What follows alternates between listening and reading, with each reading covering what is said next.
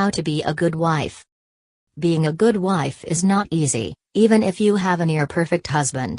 To be a good wife, you have to be able to communicate effectively, to keep your romance alive, and to be your husband's best friend while maintaining your own identity. If you want to know how to do it, just follow these steps. Communicate effectively. Express your feelings and needs effectively. Your husband doesn't have clairvoyant powers. If you want something, ask. If something is wrong, say so. Don't drop hints or figure he'll come around or you'll never get anything done. If you want to be able to express how you feel, you should be able to speak with a positive tone and to listen to what your husband says instead of being accusatory. Here are some ways to do it. Send iMessages. Instead of accusing him of not meeting your needs, focus the conversation on yourself. For instance, tell him, "I feel ignored when I don't see you until 6:30 every night." Listen to what he says.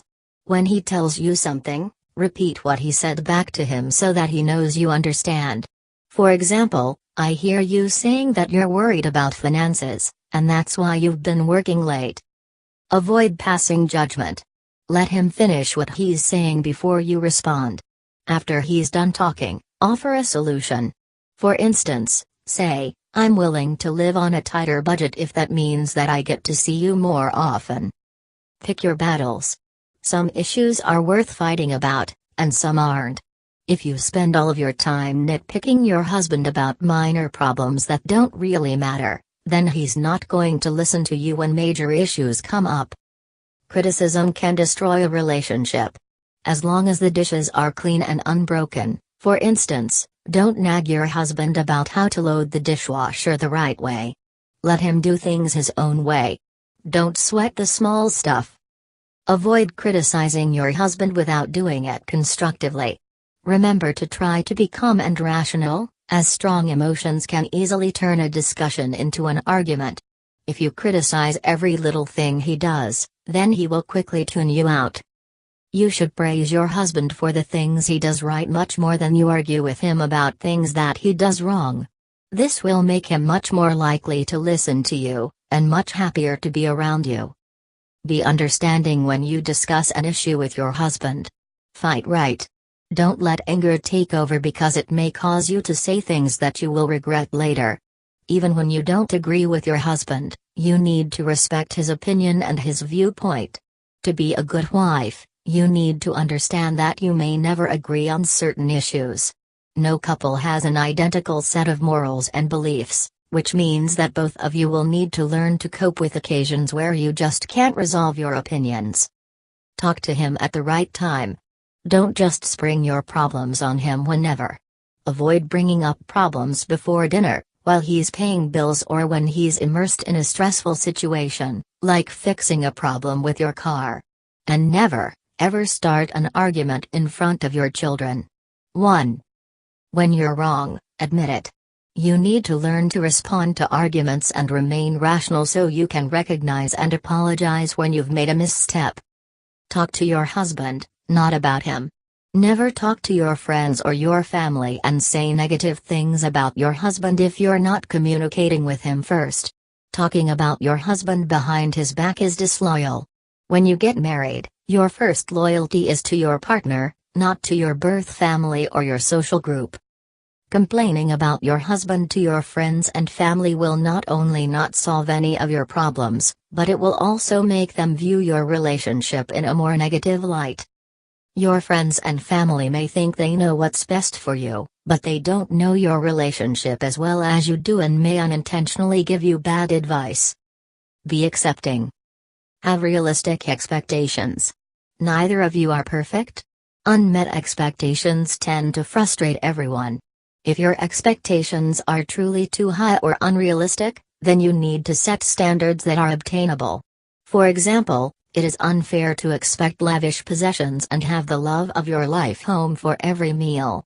If you want more together time, then be prepared to have that desire fulfilled at some expense. Remember that no relationship is perfect. If you expect to get along with your husband and be happy 100% of the time, it won't work out for you. Have realistic financial expectations, too. Maybe you and your husband aren't as far along financially as you hoped you'd be 5 or 10 years down the line. That's perfectly normal. Work on appreciating what you do have instead of expecting more. Don't try to change your husband. Accept him as he is and let him know that you would never want him to change in any way for you. He has so much to offer you if only you give him the space to be himself.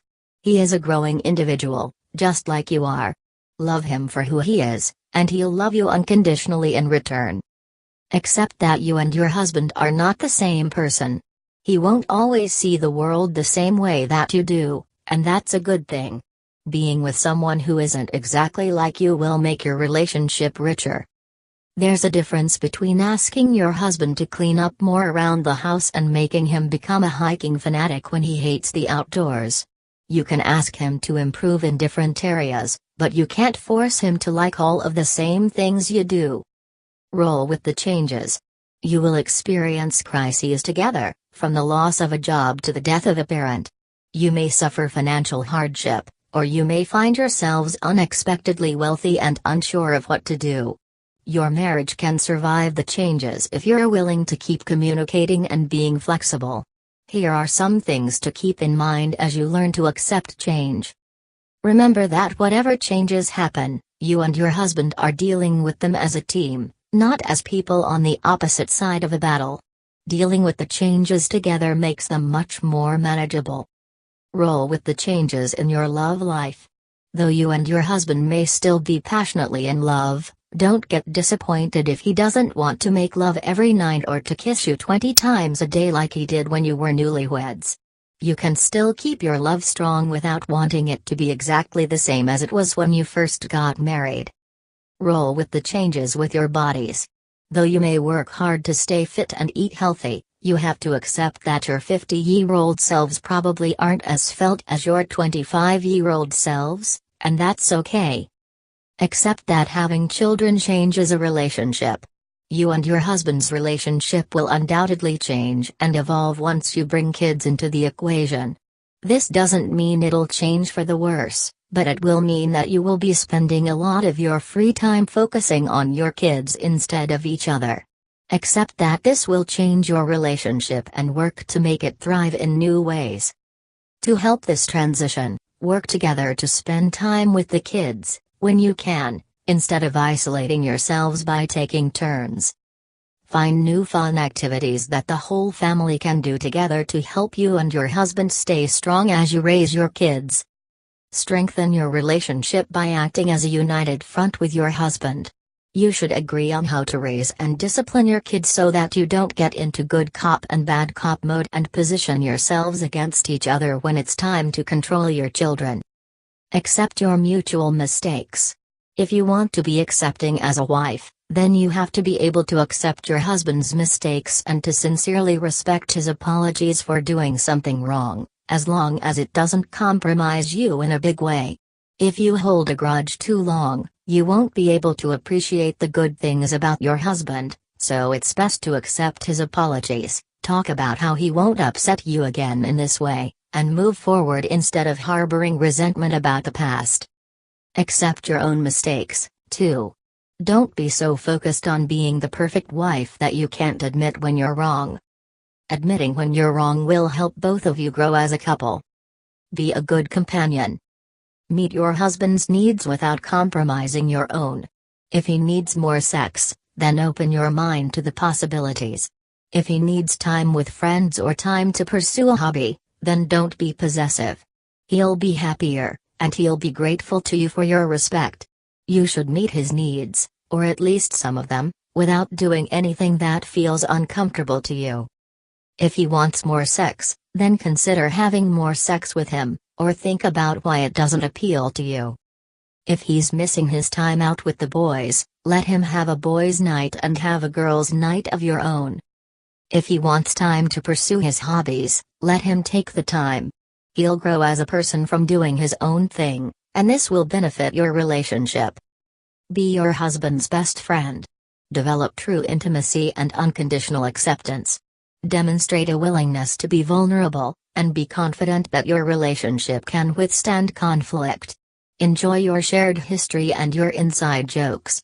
Forward him articles you know that he'll find interesting, or just sit with him in companionable silence. Even your silence will say volumes when your marriage is strengthened by true friendship.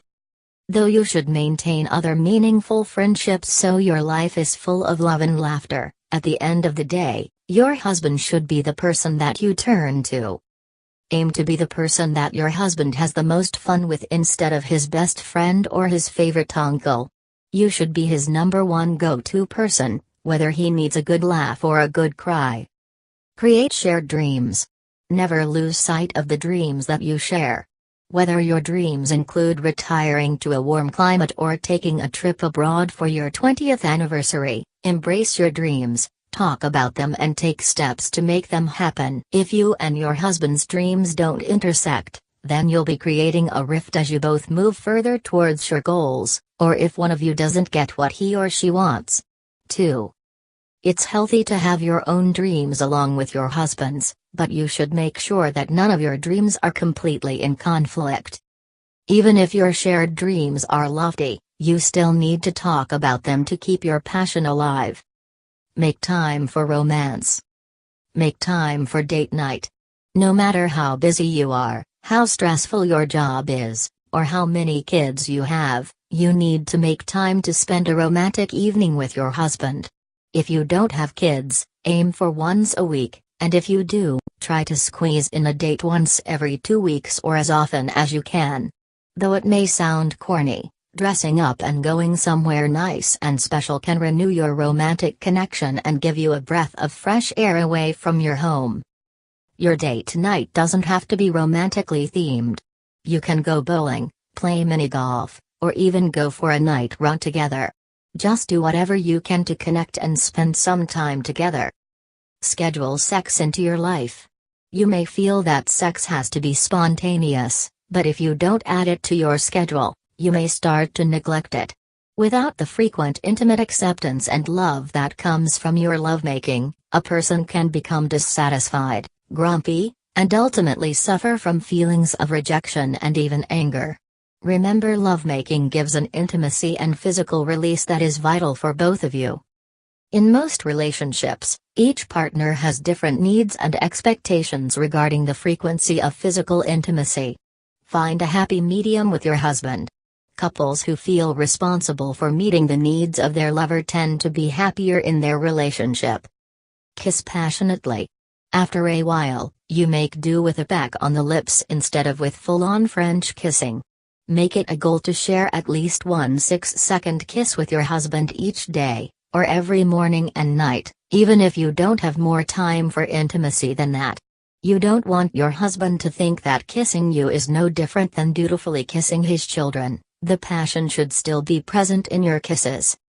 When you do make love, don't go straight to sex.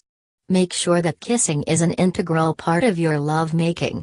It's great foreplay. Make your bedroom a sanctuary for sex. Ban television sets, laptops and work-related materials. Your bedroom should be dedicated to sleep and sex. If you bring in your children's toys, the nightly news, or the extra work you have to do, then you won't think of your bedroom as a special and sacred place. Maintaining an area of the house for sleep and sex will make your love, and lovemaking, feel more special and vital to your relationship. 4.